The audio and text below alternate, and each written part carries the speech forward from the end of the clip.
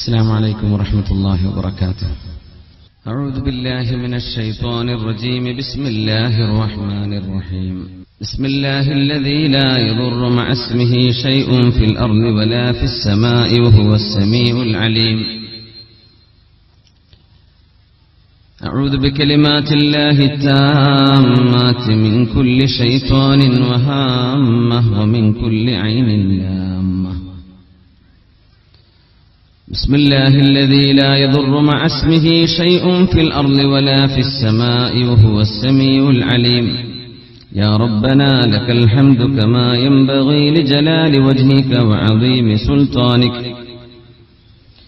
سبحانك لا نحصي ثناء عليك أنت كما أثنيت على نفسك، فلك الحمد حتى ترضى.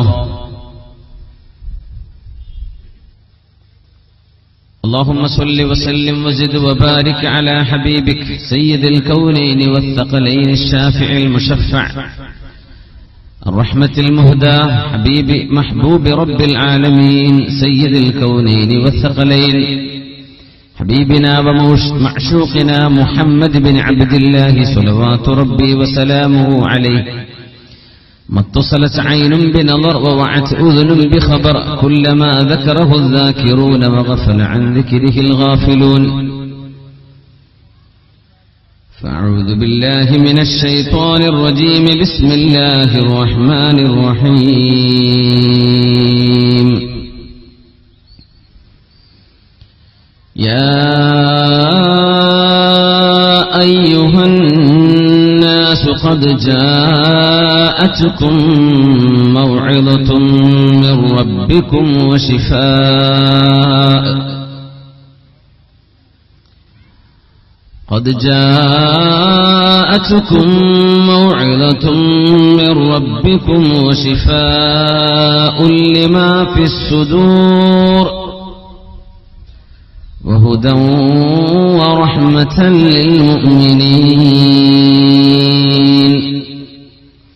بارك الله لي ولكم بالقرآن العظيم ونفعني وإياكم بما فيه من الآيات والذكر الحكيم وعصمني وإياكم برحمته من الشيطان الرجيم.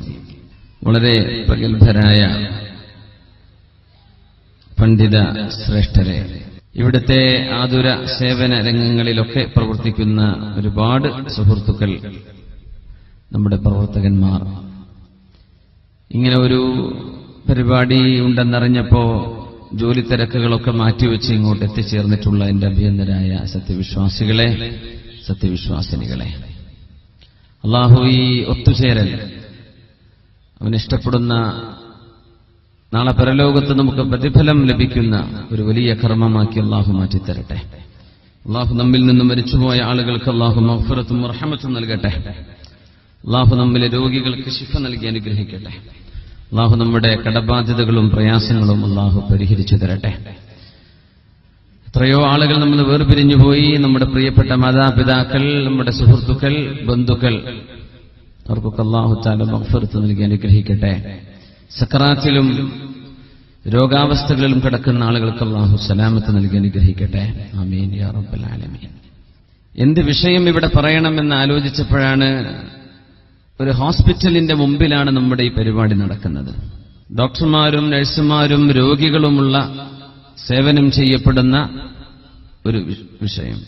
ഏതെങ്കിലും ഒരു രോഗിയെ ചെന്ന് സന്ദർശിച്ചു കഴിഞ്ഞാൽ, ഞാൻ അവിടെ ഉണ്ടായിരുന്നല്ലോ, നീ എന്തുകൊണ്ട് എന്നെ വന്ന് കണ്ടില്ല എന്ന് അള്ളാഹു ചോദിക്കും പരലോകത്തെന്ന് പരിശുദ്ധ റസൂലുള്ളാഹി സ്വല്ലല്ലാഹു അലൈഹി വസല്ലം. ലവജത്തനി അൻദ, ഞാൻ രോഗിയായപ്പോ നീ എന്തേ വന്ന് കാണാതിരുന്നത് എന്ന് ചോദിക്കുമ്പോ, അള്ളാഹുവേ, നിനക്ക് രോഗം വരികയോ? സുബ്ഹാനക, അതെ, എന്റെ ഒരു അടിമയ്ക്ക് രോഗം വന്നപ്പോ നീ എന്തുകൊണ്ട് അവിടെ വന്നില്ല?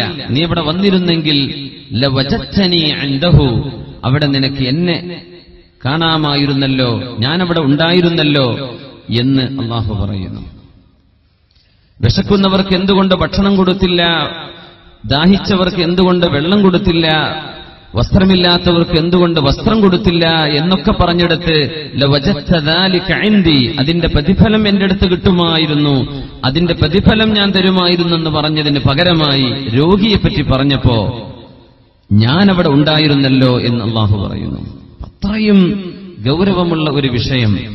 ഡോക്ടർമാരും രോഗിയും ചികിത്സയും എന്ന ഒരു പുതിയ ഒരു വിഷയം നമ്മൾ ഇന്ന് ചർച്ച ചെയ്യുകയാണ്.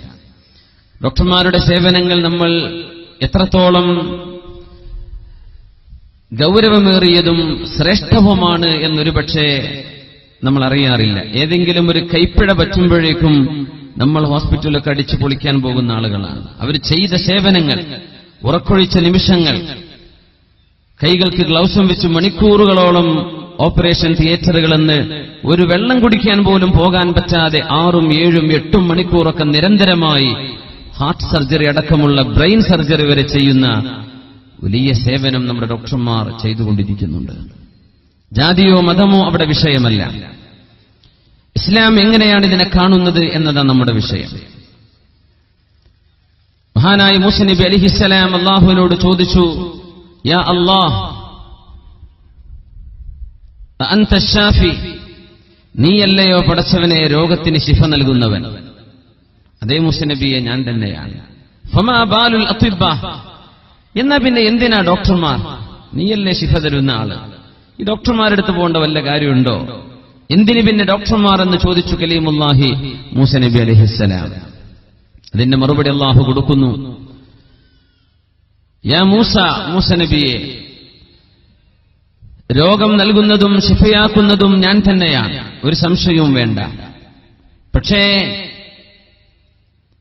ഡോക്ടർമാർ എന്തുകൊണ്ട് എന്ന് നിങ്ങൾ ചോദിക്കുന്നു എന്നോട്. യഅ്കുലൂന അർസാഖഹും വയുതയ്യിബൂന ഖുലൂബ ഇബാദി ഹത്താ യഅതിയഹും ഖളാഇ ഔ ശിഫാഇ.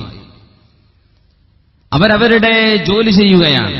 അവർക്ക് ജീവിതമാർഗം വേണം. ഡോക്ടർമാർക്ക് ജീവിക്കാനൊരു മാർഗം വേണം. അതോടൊപ്പം രോഗികളായ എന്റെ അടിമകളുടെ മനസ്സിനൊരു ആശ്വാസം ഡോക്ടർക്ക് കൊടുക്കാൻ കഴിയും. ഏതുവരെ?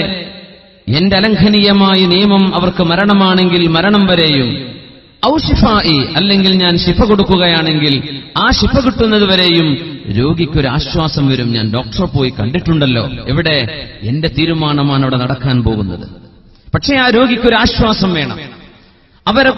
ആ ഡോക്ടർമാർ അവരുടെ സേവനം ചെയ്ത് അവരുടെ വേതനം പറ്റുകയും ചെയ്യുന്നു. ഈ 2 ഉപകാരങ്ങൾ ആ വിഷയത്തിലുണ്ട് എന്ന് മഹാനായ മൂസ നബി അലൈഹിസ്സലാമിനോട് അല്ലാഹു മറുപടി പറഞ്ഞത് നമ്മുടെ കിതാബുകളിൽ കാണാൻ കഴിയും. ഡോക്ടർമാർ ചെയ്യുന്ന സേവനം വളരെ വലുതാണ്. صلوا على النبي محمد وآله. اللهم صل على سيدنا محمد وعلى آل سيدنا محمد وبارك وسلم عليه. اللهم صل على سيدنا محمد وعلى آل سيدنا محمد وبارك وسلم عليه. ഒരുപാട് സ്വലാത്ത് നമ്മുടെ ഹബീബിന്റെ ഹളറത്തിലേക്ക് എത്തും. അല്ലാഹു എത്തിച്ചു കൊടുക്കട്ടെ. അവിടുത്തെ അല്ലാഹു സന്തോഷിപ്പിക്കട്ടെ.